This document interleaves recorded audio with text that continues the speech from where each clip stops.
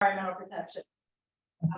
And I've actually discovered that pathway through my work as the Delaware River Keeper, and that is the message that I'm going to share with you today. I am not going to share the I think you have to got it. And then it's stop clicking again. So yeah, no, it's still working. Okay.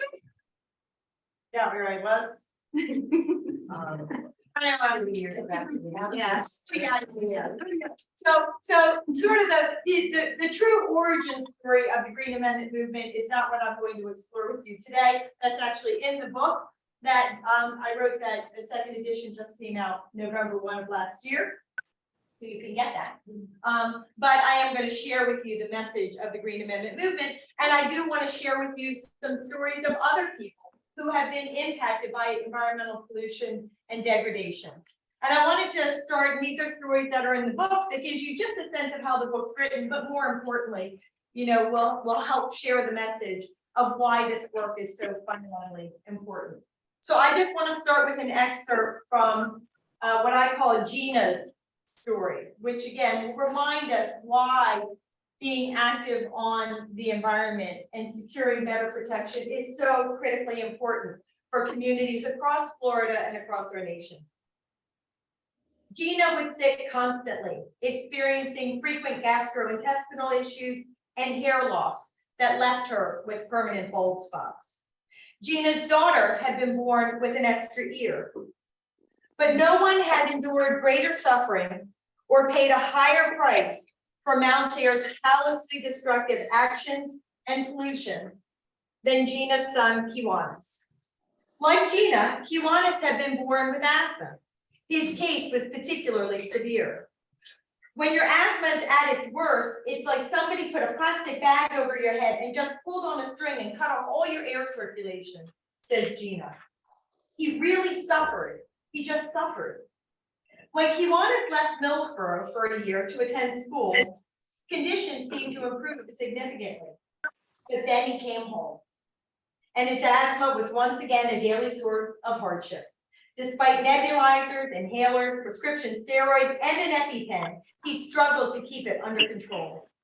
On March 5th, 2014, Gina got a frantic phone call. While hanging out in a house full of friends, Kiwanis had suffered an extremely severe asthma attack. They were calling an ambulance. She needed to drive immediately to the hospital. By the time Gina arrived, Kiwanis had passed away. He was just 24 years old. I checked with his job, and he went to work early that night, and he stayed until the time to get off, Gina recalls. And he wasn't sick. He didn't tell me he was sick or anything. It was an incomprehensible loss. Just as incomprehensible was the official cause confirmed by an autopsy that took Gina 4 months to get a hold of. It said that he died from an acute asthma attack.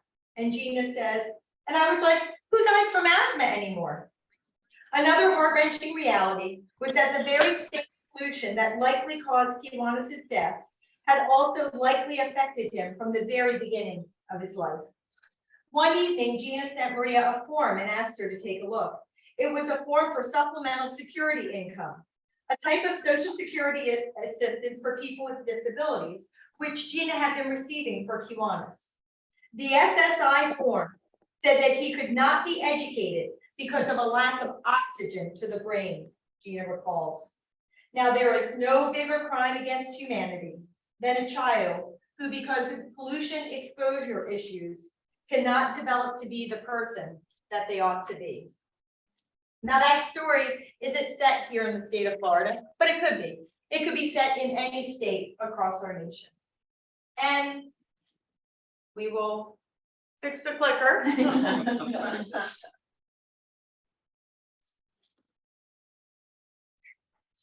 And when people hear stories like that, they say very quickly in their hearts and their minds, or sometimes out loud, how is that possible? Possible that that story is happening here in the United States of America? Don't we here in the US have a right to clean water and clean air, to a stable climate and healthy environments? And the fact of the matter is that here in the United States of America, we have all kinds of rights. Right to free speech and freedom of religion, private property rights, the right to bear arms, but we do not have environmental rights. We do not actually have the right to clean water and clean air and healthy environments. They simply are not our rights here in the US. Instead, what we have is a system of laws that is focused on legalizing environmental pollution, degradation, and harm through a series of reviews and permits that get issued. This is not a system that is focused on prevention of pollution, degradation, and harm first. Oh, and I had a slide for that. This is a system of laws that's filled with gaps and loopholes. There are a lot of things, emerging toxic contaminants and aspects of industrial operations, even new industries that actually are not regulated because there is no law at all, no regulation at all, or there's a loophole that has been created for them that they can drive right through and evade regulation and therefore deny people and the environments the protections that we need. It is a system where environmental racism is actually embraced. Communities of color and low-income communities are not disproportionately impacted by pollution and degradation under this system of laws by accident. It is actually happening because of the way the laws are written and because of the way they are intentionally implemented. It is a system where children are an afterthought and don't get the extra protection that their growing bodies need. And it is a system where industry has greater access to the levers of power, so they can help dictate what laws get passed, what laws don't get passed, how are they written, when they hit the books, will they be enforced or won't they? And as a result, we have real people who are suffering real harm under this system. And I just wanted to share with you another story to help really emphasize that point about how many people are harmed every aspect of their lives, including our children.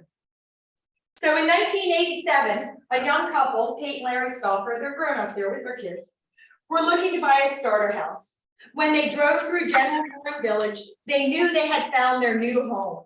The village was a quiet neighborhood on a dead-end street with mature trees where they could afford a nice-sized piece of land along with a quaint house.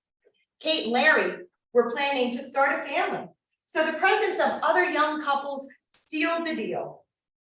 What Kate and Larry didn't know was that they were moving in next to a toxic site, one that state officials had already flagged as a source of oozing and ongoing pollution.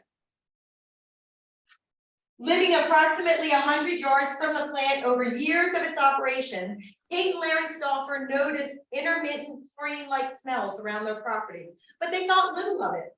We were busy raising a family. We didn't pay too much attention to what was going on, Larry remembers. The plant closed in 1999 when the couple's oldest son, Nicholas, was in high school. He often joined his friends to hang out in the facility's abandoned buildings.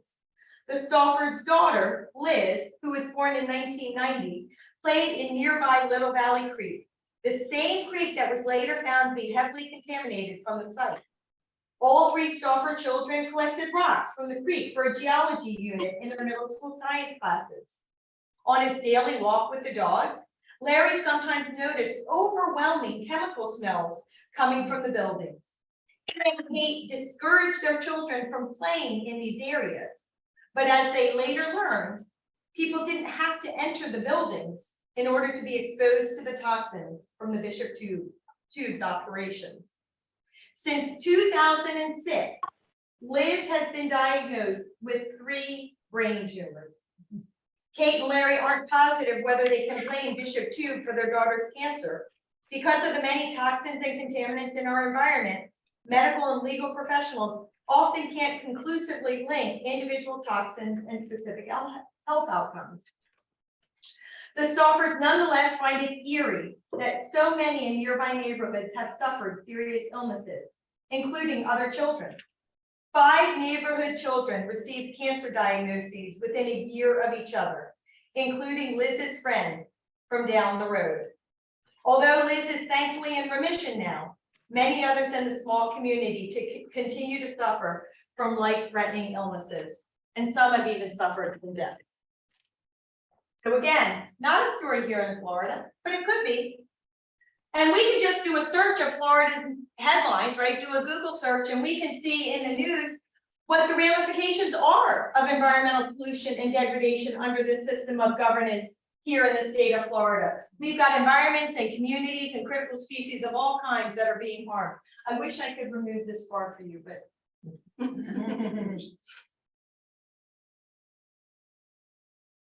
And so, one of the fundamentally important problems, right? Why environmental rights don't have the same highest constitutional recognition and protection as those other fundamental rights we hold dear have, is because we don't recognize and protect the environment in the Bill of Rights section of our state and federal constitutions, where we recognize all of those other fundamental freedoms. And yet we know our rights to clean water, clean air, and healthy environments are worthy of highest constitutional recognition and protection. And that is actually what a Green Amendment accomplishes for us. It actually does lift up environmental rights so they are given the same most powerful protection and legal enforceability by we the people as those other fundamental rights that we hold dear, like free speech, like freedom of religion. Now, if you want to get that highest constitutional protection for our environmental rights, if we get them for those other fundamental freedoms, not just any language will do. And we know not just any language will do, because the fact of the matter is almost every state, all these states in purple, including Florida under the bar, actually already have language talking about the environment in their constitutions. Some of them actually have quite beautiful language talking about environmental rights. But only Pennsylvania, Montana, and New York have done it the right way, so that we actually lift up environmental rights so they are given this highest constitutional protection and enforceability. So what do we need to do in order to get that highest legal standing, that highest constitutional standing? Oh, thank you, Mel. Yeah. We need to fulfill key criteria, what I call Green Amendment criteria. These are the criteria that Pennsylvania, Montana, and New York have fulfilled. These are the criteria we need to meet here in the state of Florida if we want to give our environment that highest protection. So what are those criteria? There are a number of them. I'm just going to highlight a few. The language has to be in the Bill of Rights section of the Constitution. Non-negotiable, must be there. That is where we recognize and protect the other fundamental rights we hold dear. That is where we have to recognize and protect our environmental rights if we want them to have the same legal value, protections, and enforceability. That Bill of Rights placement brings critical protections under the law that you don't get if you've got lower down placement. We have to be clear that we're protecting the rights of all people. And we have to be clear about what we're protecting. Things like clean water and clean air and healthy environments. The language has to be self-executing, meaning it has legal enforceability in its own right. The right to clean water is enforceable. We can just turn to the constitutional language when we have a problem to get protection. We don't have to find some law that allows us to enforce our right to clean water. The Constitution gives us that legal entitlement. We have to be clear that we are obligating all government officials to protect these environmental rights for all people. And ideally, we want to have language that allows us to get to a level of long-term protection that will not just protect the present generations here today, but the future generations yet to come. All of these qualities are qualities that are in the proposed Florida Green Amendment. Now, what does a Green Amendment give us? Gives us a lot of things, but we're going to again just do broad strokes so we get a sense of what a Green Amendment will accomplish for us here in the state of Florida. First off, legally, it truly does bring transformational change because it reorients entirely the way the system works. Environmental rights are lifted up to that highest constitutional level. And the way I explain this to people, right, there's a lot of legal ins and outs, but the concept's pretty simple. We all know how powerfully the right to free speech, the right to freedom of religion. We all know how powerfully the right to bear arms are protected here in the United States of America. We all know that if somebody claims that there's been an infringement on their right to free speech or their right to bear arms and brings forth that claim, we all see how powerfully everybody else in the community rallies around against them, how powerfully the press pays attention, how powerfully our elected officials and our politicians and our government agencies and the courts gather to ensure that those fundamental rights are protected and are not being infringed upon. Well, now with the Green Amendment, that same intense power and focus comes to bear for the environment. The government must necessarily focus on prevention of pollution, degradation, and harm first. They don't get to have to the end of the process and say, it's a foregone conclusion. Here's your permit. We're now legalizing your entitlement to pollute. Environmental justice is incredibly strengthened because now all people, regardless of their race, their ethnicity, their tribal membership, socioeconomic status, their gender, their geography, we now all have the same constitutional right to a clean, safe, and healthy environment, and all government officials are constitutionally obligated to protect our environmental rights equitably. If we find that there are environmental sacrifice zones where communities of color or low-income communities are in fact being disproportionately impacted by pollution and degradation in the near term, in the long term, over time, then we can have a constitutional question, and we can turn to the Constitution to try to get essential remedies. We do get generational justice. We can ensure decision-making that is enforceable and will not just protect the environment for those of us who are here today, but will ensure quality, healthy environments for future generations, the same quality in the future that we have here today. And this idea of generational protection and generational justice is not just aspirational. The language in the Florida proposal is going to meaningfully allow us to get to this protection. When the Green Amendment is added to the Florida Constitution or any constitution across our nation, all the existing laws don't just go away, they actually get strengthened, right? They are already there. They're part of the first step of protection that we're going to be able to secure with our heightened constitutional Florida Green Amendment. But what happens now is, rather than government officials getting to decide for themselves how to interpret the provisions or whether or not to enforce the laws, now all of those decisions have to be made through the lens of that governmental obligation to protect the environmental rights of the people of the state. So we strengthen how those existing laws operate.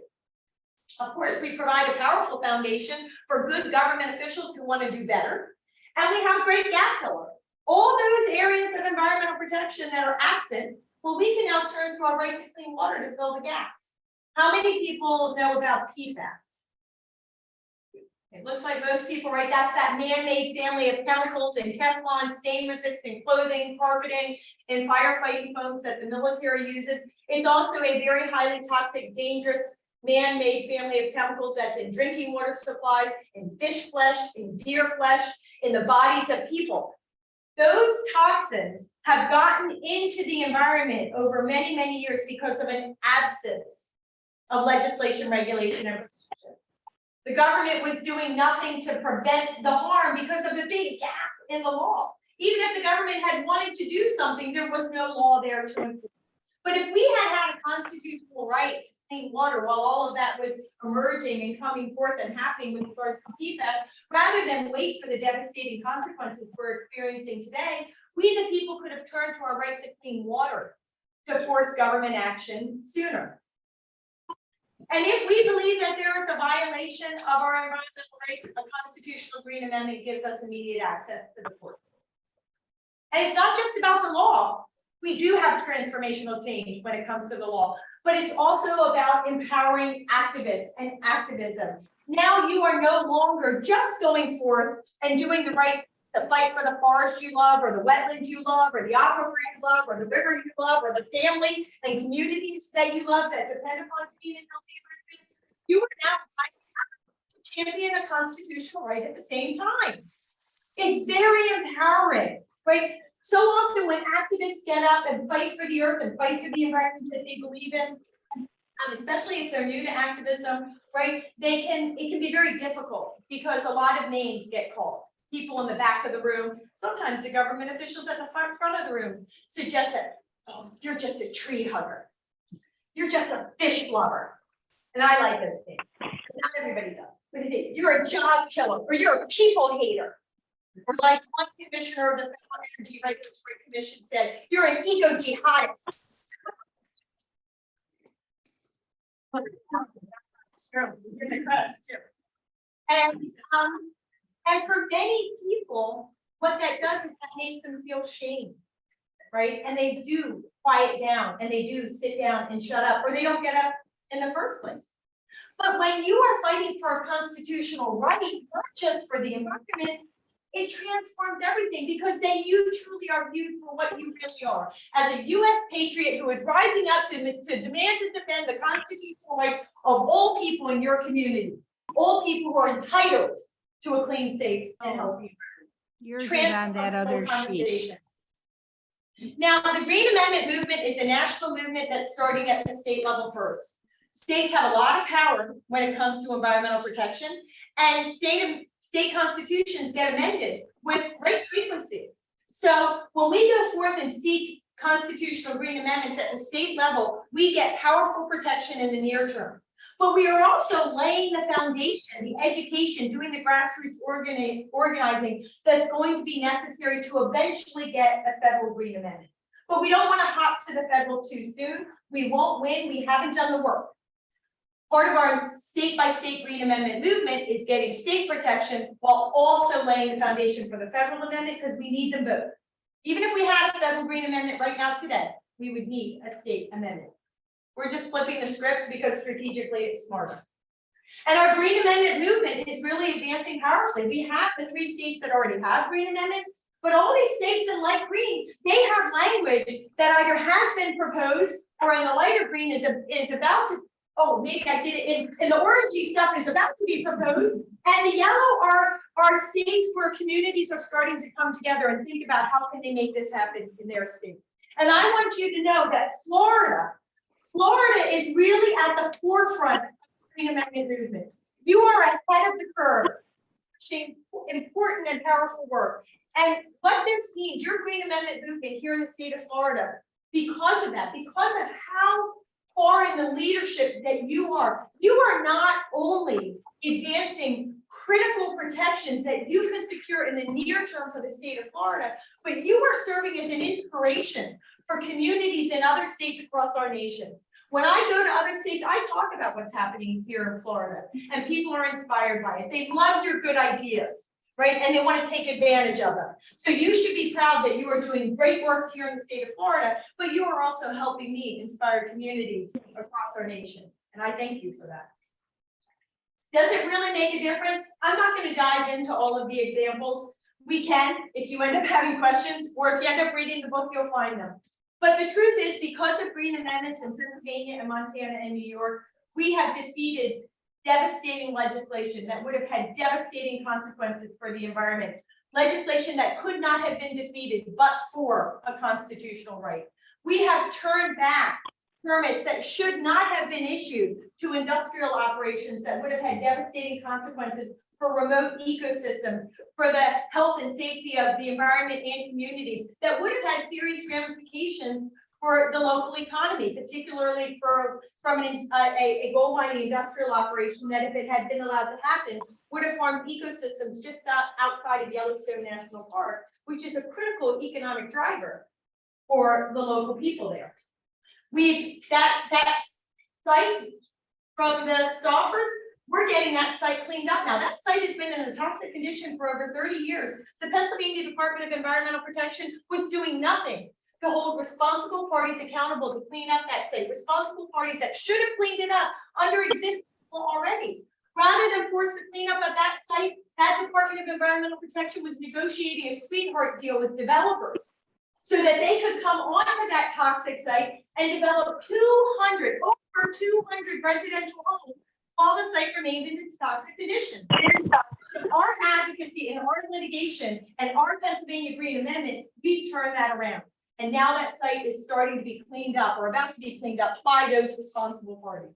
So it does make a difference. These are accomplishments that would not have been achieved but for the Green Amendment protections in those states. And there are more stories. So what's happening here in Florida? Here in Florida, we have the Florida right to clean water that is advancing. This is Florida's version of a Green Amendment. Every state Green Amendment is different depending on the personalities and the goals of that state. And also here in Florida, there are some particular legal mandates that have to be met if we're going to be successful with our Green Amendment here in the state of Florida. There are qualities that we have to ensure are in the language. The super smart people leading that movement, including Joe and Mel, have made sure that those critical legal qualities have been met, as well as ensuring that the Florida right to clean water, Florida's Green Amendment, suits the unique personalities and priorities of the people of the state of Florida. This is a community-led effort. This effort needs all of you, your families, your friends, everybody in your circle of life to help it advance if we're going to be successful. And Joe's going to talk a little bit more about that. But this is a community-led effort. It's advancing differently than in other states across the nation. And at its core really is all the people, all of you. In summary, what the Florida right to clean water is going to do, it's going to add to Article 1 of the state constitution, the Bill of Rights. Remember that non-negotiable element. The Bill of Rights of the state constitution is now going to create a fundamental right to clean and healthy waters that is enforceable. So what can you do from this point on, if you're not already? Go to FloridaRightToCleanWater.org, sign up for the newsletter, learn what's happening, go to the action page, find out how you can get involved. There's lots of great information there. You can buy and share the book. The book is not a book to make money. I don't make any money off the book. All the money goes to the Green Amendment movement. But the book really creates the foundation of understanding that can be helpful for people who might be a little bit more resistant. So it's actually a great way to introduce other people to the idea in a way that's a little bit, here's a gift.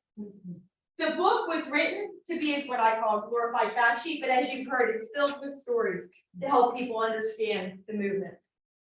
And we've also created a new platform, a new social media, a new platform app, right? Lingo. A new app that you can use on your website or on your phone, where we have a Florida-specific community, and all the dynamic conversation that's happening there is about, by, for, and between Floridians who are getting involved in this Florida Green Amendment, Florida Right to Clean Water movement. You can get ideas there, share ideas, get documents, see the latest news headlines, and really be actively engaged. You're going to get informed by the website that you can be an active, dynamic part of the strategic advancement on the Green Amendment's FTG app. It's new, it's just a couple weeks old, so people are just starting to onboard, but it's a great way to engage.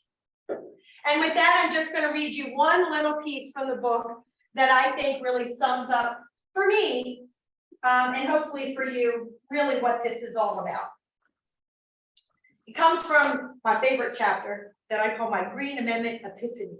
No matter where you happen to live, I'm here to say that you should dramatically raise your expectations when it comes to the environment.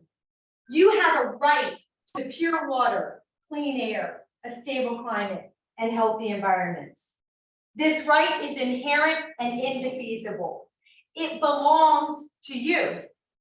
Many politicians rail against entitlements and dismiss millennials as an entitled generation, but they've got it wrong.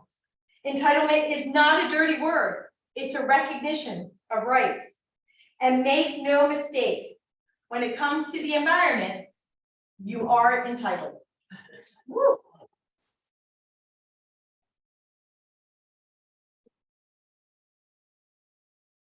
So with that, I'm going to turn the podium to you, Joe, to give some specifics about what's happening in Florida. And then maybe we can do Q&A. Does that make sense? Or do you want to right now, when we go through the messy process of going. You do that messy process. And we do have some handouts over here with links and information about the Green Amendment movement, as well as I think the Florida Right to Clean Water and the act. So Yeah, oh, and we had books for sale, but sold out.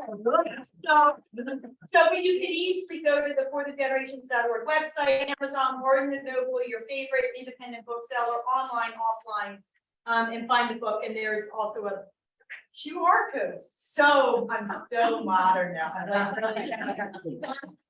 I got. I'm sorry, did I just say, could it? Yeah.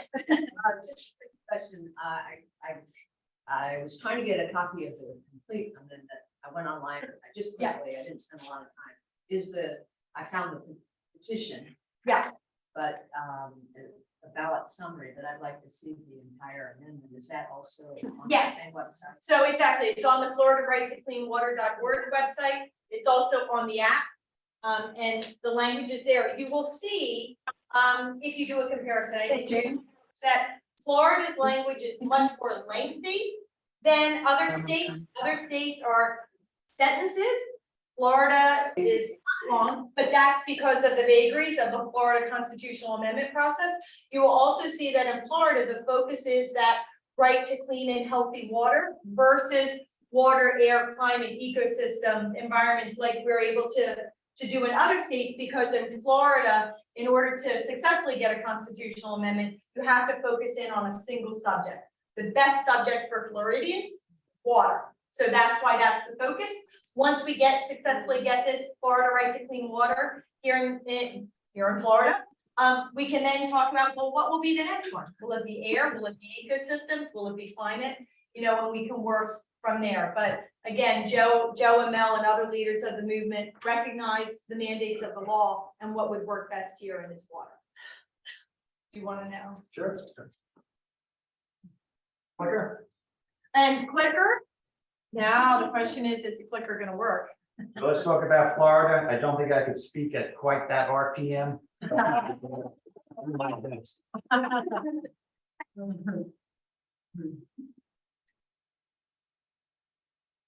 Now we're not advancing. So if you push here, this is sort of. There you go. There we go. All right, so let's have an appreciation of just what condition our waters are in. I know everybody here is knowledgeable, but to see the facts really explicitly stated is pretty upsetting.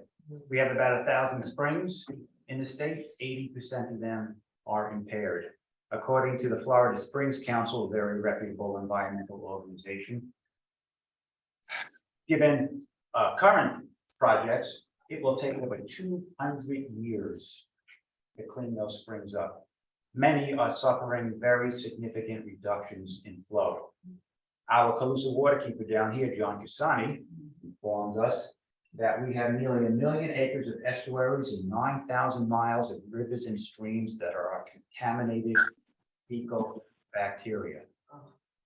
I'm part of the Reset Center. Holly Brown, whom some of you perhaps know, had a camp over at the Appalachian Center a few years ago. She would not let kids go out canoeing on the Estero River because of the high level of fecal bacteria in that river. Go. The other day, Governor DeSantis said that Florida ranked number one in this, number one in that. He did not say that we rank number one in total acres of polluted lake water. Polluted water has killed the seagrass that they feed upon, so we've had a very tragic record of manatee deaths, as everybody knows. Red tides have absolutely exploded in the last 27 years or so. We have close to 200 months of red tide throughout Florida. In the previous 116 years, there were only 64 months. 50,000 tons of legacy phosphorus at the bottom of Lake O. This state has issued over the last 50 years, 23,000 permits to pollute the surface waters of our state. That's 10% of the nation's whole. And we've already lost 9.3 million acres of wetlands, more than any other state in the nation.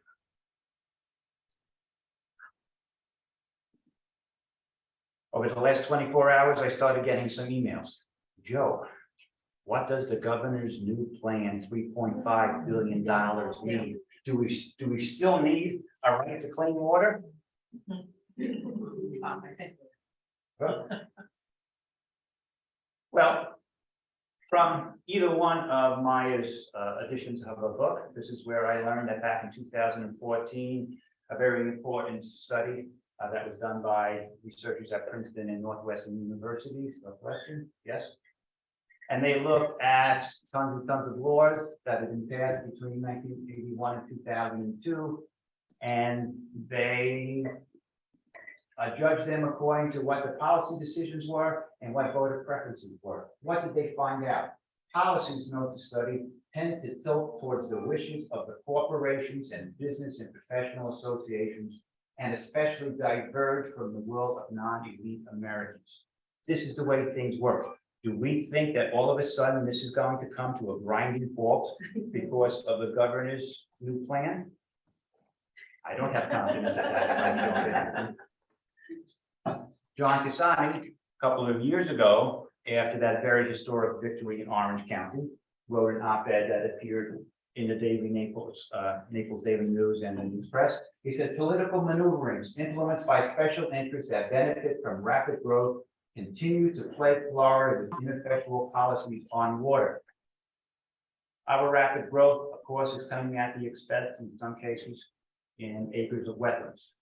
Collier County has lost lots of acres, lots of square miles of wetlands. So has Lee County. I don't think the governor's new plan is going to put a brake on the loss of wetlands. And what if the legislature doesn't give the governor all the money that he is requesting? It's a possibility. Right now, I think they're probably going to give him whatever he wants, but we don't know for sure. He had a blue-green algae task force. They have initiated 13% of the recommendations from his task force. And what if some of these things don't work? That's a possibility. I understand there are concerns that the level of the reservoirs are going to be too deep, and therefore the vegetation is not going to survive, and it's not going to do the filtering that it's supposed to be doing. Also, keep in mind, it only refers to the Everglades. Yes, So what they are doing with the Everglades are digging holes and injecting toxics into deep wells and various other things. So I don't think it has anything to do with the rest of the state. But we'll know after next week's. yes, we certainly will get more information. One of the things I did see, aside from all the money we spent on reservoirs and stuff, that they were going to initiate comprehensive initiatives to reduce nutrients in our waterways, so we have less red tides and blue-green algae blooms. I kind of thought we had some of those things already in BMAPs. Certainly around Lake O, where 32 water basins aren't meeting the requirements of water. And it's a BMAPs. I think certainly if you want to get signatures, one of the things we may get hit with is the governor's already doing plenty. And so it would be helpful because I don't really familiar. I knew it was 0.2 million, but I didn't know what it's going for other than some in Everglades stuff. It would be helpful if you can, if you can. I mean, maybe you haven't studied it, be more specific on why that's not adequate, what the governor's doing, or if that at any rate, because I think that's definitely something. Well, in the last 4 years, enforcement has actually gone down under the governor's watch. So I'm a little bit cynical. Well, I- we all are. Yeah, That's not- so- that's- My point is, Yeah. what if everything he says is going to be improved doesn't get improved? What's our fail-safe? What do we turn to then in order to make sure that what the DEP, what other state executive agencies are supposed to be doing actually do them? How do we see to it that the BMAPs are enforced, right? Correct. Yeah. That is the legal tool, that is the tool that we have to make sure that the state executive branch does what it is supposed to do. Maya mentioned a recent, no, she didn't mention, she mentioned New York. I'll mention a recent court case up there where in making his, her ruling, the judge said state agencies do not have the discretion to decide whether or not they are going to listen to the Constitution. They must. If we have a fundamental constitutional right to clean and healthy waters here in Florida, then our courts can compel the state executive branch and its agencies to make sure that our rights are not violated.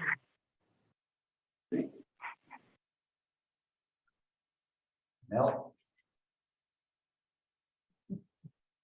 I want to go back a little bit to Orange County. I know I spoke about this a couple of years ago.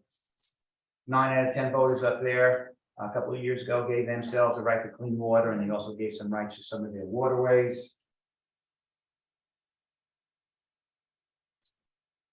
And very, very quickly, the state legislature swooped in and they preempted the authority of the Orange County government to pass those sorts of laws. And in fact, all local governments throughout the state, they no longer have the authority to give rights to any aspects of nature, and also any specific rights related to the natural environment to citizens, unless specifically granted in the state constitution. They very obviously do not want us to have a right to clean water, either at the local level or certainly not at the constitutional level. They must fear what a rights-based approach to environmental protection can do for us. Just to let you know that one lawsuit came out of that charter amendment. I hear a lot, we hear a lot of people saying, oh, this amendment is going to give rise to a proliferation of lawsuits. That's not going to happen. It hasn't happened in the other states. It didn't happen in Orange County. Lawyers are going to get rich. Lawyers are not going to get rich, because if we win cases, then what happens is our waterways get cleaned up. Someone doesn't get a pile of money. But there was this one case. It was written up in the New Yorker. After all, how often are bodies of water plaintiffs in a law case? This was the only time. So a developer wanted to build in wetlands. It was going to destroy 115 acres. One man, Chuck O'Neill, who you have met, and those 5 bodies of water sued the DEP and the developer. They said, no, this is a violation of our new rights. What the heck happened? Well, the state and the developer asked the court to dismiss the lawsuit, saying the Orange County law doesn't count. It's been preempted. And the judge said, well, even though you guys have made a really passionate case for the protection of our water, the fact is the legislature has the power to preempt your local laws. He dismissed the case.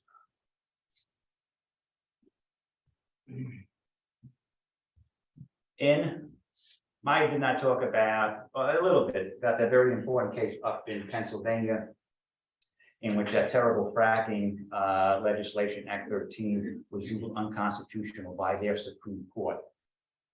Usually Supreme Court rulings run 20 pages. This one ran 162 pages. It was written by the Chief Justice of that court. He took a long time detailing the history of environmental degradation in Pennsylvania, because he wanted to make this point.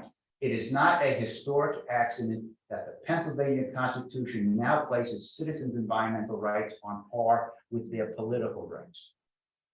We need this level of rights. He recognized that, we recognize that, and that's what we're going for in this amendment. By the way, what does our Constitution say?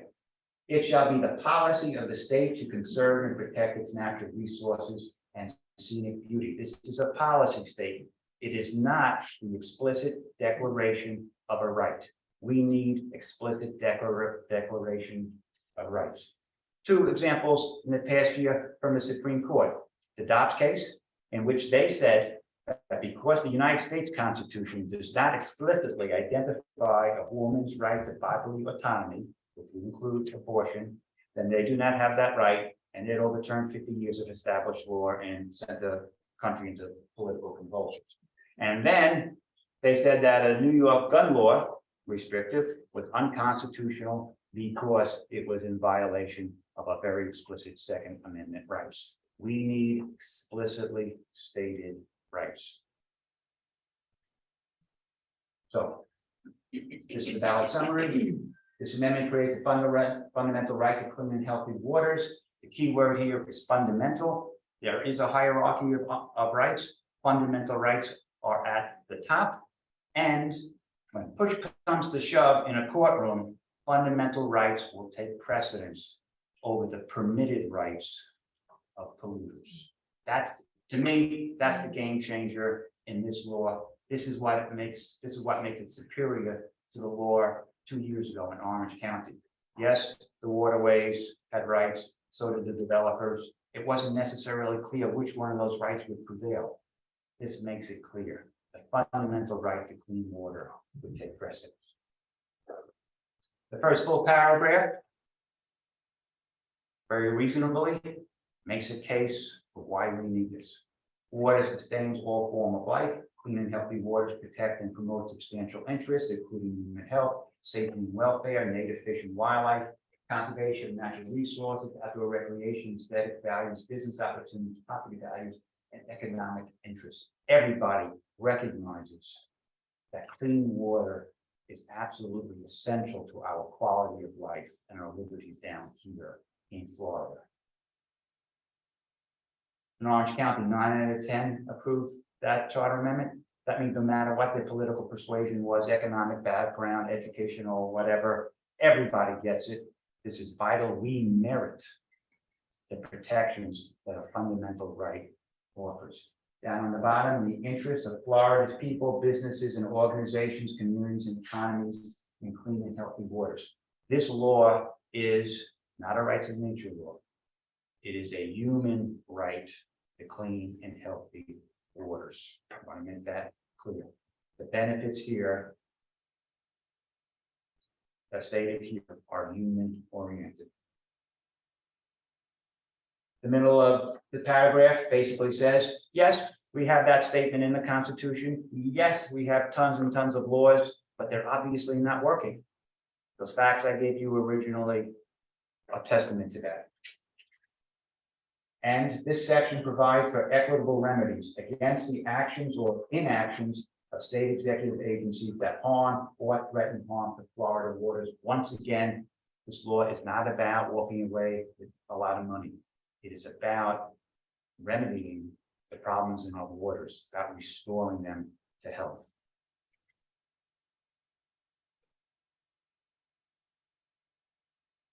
Maya shared this. I want to focus on the last sentence here. That people, we have this right to amend our Constitution. The people hereby declare this fundamental right, which is indefeasible. Former English teacher that I am, I did not know what the word indefeasible means. So, till Mel put it in this amendment. It means that it cannot be altered, it cannot be compromised, it cannot be overturned or overruled by the state legislature. If you go back to their preemption, they said local governments cannot pass any laws unless it's stated in the Constitution. We get this constitutional right. It is above the heads and out of the reach of the state legislature. Again, the cynicism, because we've heard it a lot, well, you know what, there's really no point in working hard to get this passed because the state legislature is just going to pull the rug out from underneath it like it has done time and time again. The drafters of this amendment knew that. By the way, this is Melissa Martin. She is she calls herself the seamstress. There are a lot of people involved in this. It took months to write this law. I'm not an attorney. I've learned that every single word in this document was carefully chosen, because every word carries import. Florida Rights and Nature Network, which is one of the two organizations besides Florida Right to Clean Water that are promoting this, would not have gone forward, did not go forward, unless we also had a thumbs up from 3 Florida constitutional law professors, experts. Super vetted and exhaustive research. It shall be unlawful and considered a violation of the right to clean and healthy waters for a state executive agency as defined herein to harm or threaten to harm Florida waters by action or inaction. Let me give you some concrete examples of what this law could do. Lake Okeechobee. Maybe the governor's plan is going to clean it up. I certainly hope so. But there are 32 water basins. They're not meeting water quality standards. If the governor's plan doesn't work, then we have this to fall back on. They don't have a choice of not meeting their own water quality standards. The moment that they release or actually even threaten to release water from Lake O into the Caloosahatchee, which is going to do very significant damage to our waters down here, that could provoke a lawsuit. They're not doing their job, and we can take them to court, and the court could compel them to do what they're supposed to do. Joe, does that include cleaning up the legacy pollutants in the bottom of the lake? It could, but the court is going to be Question reasonable. is, should it? Not could it, should it? Should it, not could it? Should it? If you do not clean up the 50,000 tons of legacy pollutants in Lake O, what have you accomplished? You're right. So we're going to keep on suffering the results of all that. I will say yes, but I will Yes. also say the court is going to give the state some time to accomplish that. So yes, it should, not could. But can I just, so it also depends, you know, on how one's gonna go about making that claim. In order to address those fundamental underlying problems, there are gonna be a lot of different pathways to get there. And sort of having a blanket statement from the judges to say, you must go forth and make all of the inputs of harm and, you know, remedy it. That may or may not work. But very likely, there are a lot of reasons why these bigger picture impacts are happening. And so you may find strategically that you're going to go after the causes of that condition one at a time or a few at a time. Maybe it's going to be permit by permit. Maybe it's going to be a regulation. Maybe it's going to be a failure to enforce existing conditions. So I think that if you've got a really fundamentally important problem environmentally, okay, you're going to have to make your case, but you're going to want to make sure that you don't overreach. One of the things that happened in Pennsylvania was that Pennsylvania's amendment was actually passed a long time before we gave it legal life in December of 2013. And people overreached in how they sought to use the right of the people to pure water, clean air, and a healthy environment. And the ramification was the court instantly said, this is just a statement of policy, like you had actually in the Florida language. Policy under the law is advice. As we all know about advice, you can take it or you can leave it, and Pennsylvania left it. And we had decades of ongoing harm as a result. So one of the things we're going to want to do is we're going to want to think about these big picture conditions in Florida that we need to address.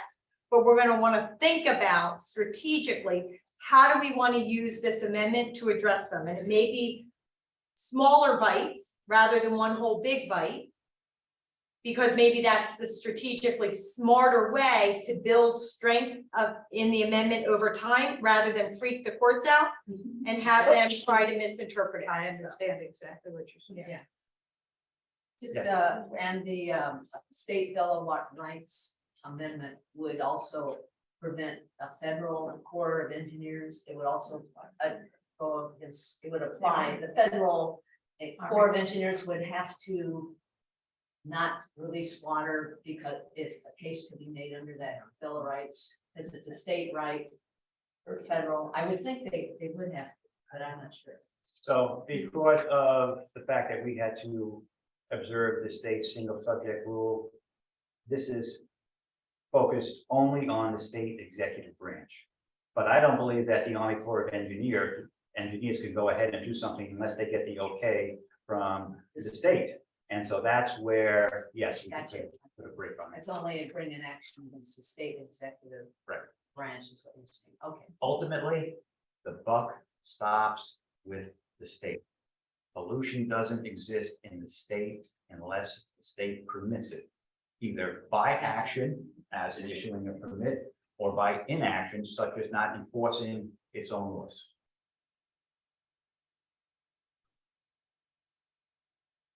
In Lee County, this was a big controversy a couple of years ago.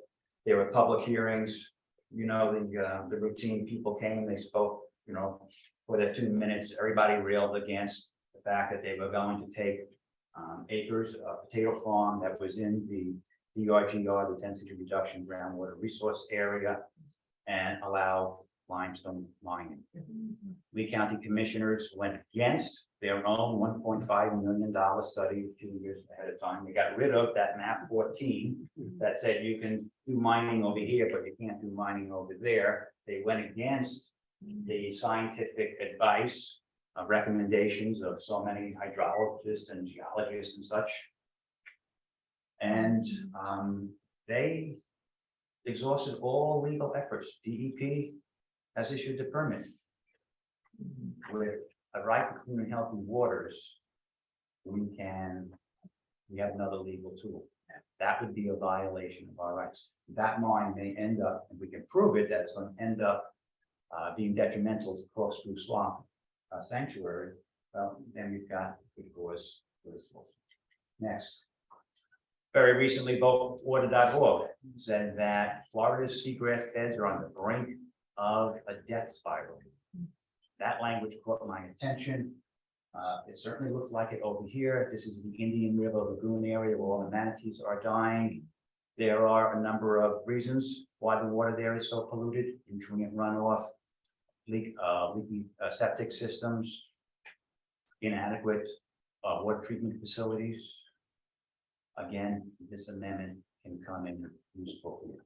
Any water that cannot sustain seagrass beds obviously is not healthy.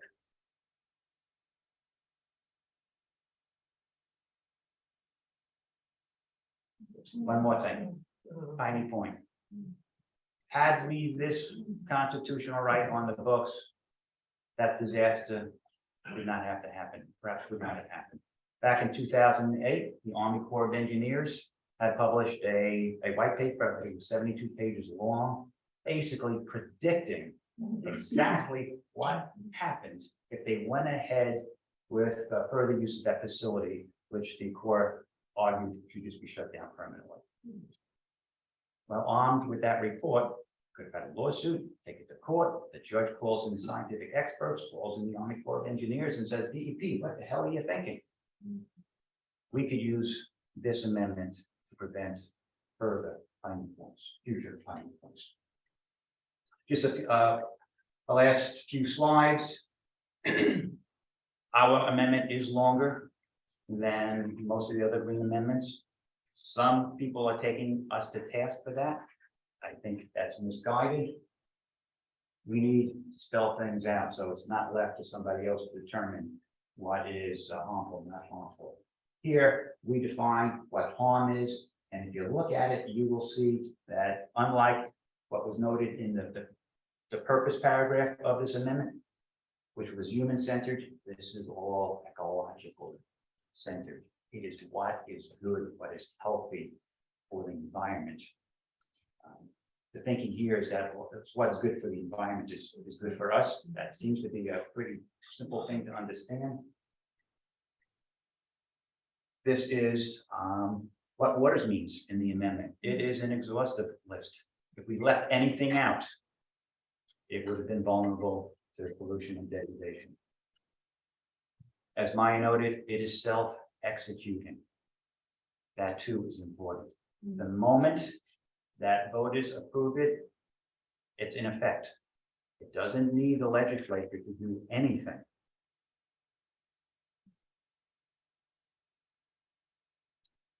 I was bringing that up because in that recent New York court ruling, New York's amendment is only 14 words long. New Yorkers have a right to clean water and air and healthy environment. And then the judge went on to say, well, let me tell you what it means. It means that this law is self-executing. Well, ours is self-executing. We said so. It says it's enforceable against government action and not intended to be used in direct actions against private parties. That's what ours just happens to say. It is enforceable against government action and inaction when they result in a constitutional environmental rights violation. That's what our amendment says, and it's not left up to any judge to interpret as such. It is appropriate for a court to grant declaratory relief if rights have been violated. Ours says that the state lacks discretion to violate the Constitution. Thus, the court has the ability to compel the state to comply with the New York Green Amendment when a violation has not been found. The language in our amendment is purposely explicit to best ensure its ability to meet legal challenges, and there are going to be legal challenges, and to protect our right to clean water. We need a lot of petitions. We need 900,000 petitions by the end of the year. I have my sights on a year goal, and that is getting 223,000 signed and verified petitions so that we can trigger a Supreme Court review. Yes. I'm wondering, you know, if a voter says right to clean water, I can see a voter really, or, you know, sure, I'll sign on. I'm wondering how much of a marketing plan is behind this, and how much of a plan of each one of these components, how much it's gonna cost. Because I can foresee that this would go forward as, oh, it's gonna cost you taxpayers so much money, you better not vote for this, and so I'm wondering, as far as, you know, we know about the special interests, how they'll be against it, we know about politics in the state. What kind of marketing plan will be there so that there's a simplicity, but then there's a reaction to what cost it will be and how that will be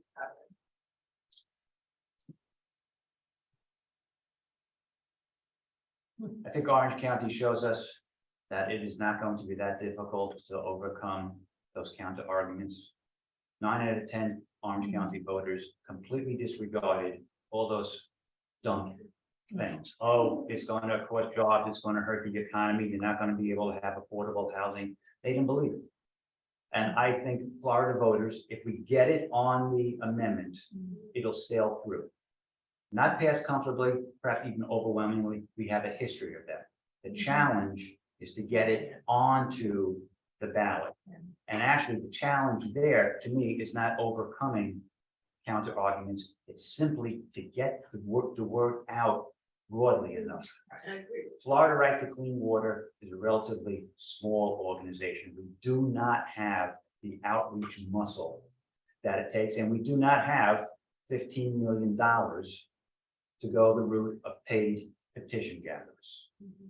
We are very much dependent upon organizations such as the League of Women Voters, who have boots on the ground, who can go out there and get signed petitions, and other organizations such as Waterkeepers and Urban Paradise Field on the East Coast and such, to help us do this. The amendment sells itself. As you said, people say right to clean water. Very few people are going to say, no, I do not want a right to clean water. But not enough people know about us. If we had bundles of money, yeah, we'd be on the TV, we'd be on the radio. We are purely grassroots up to this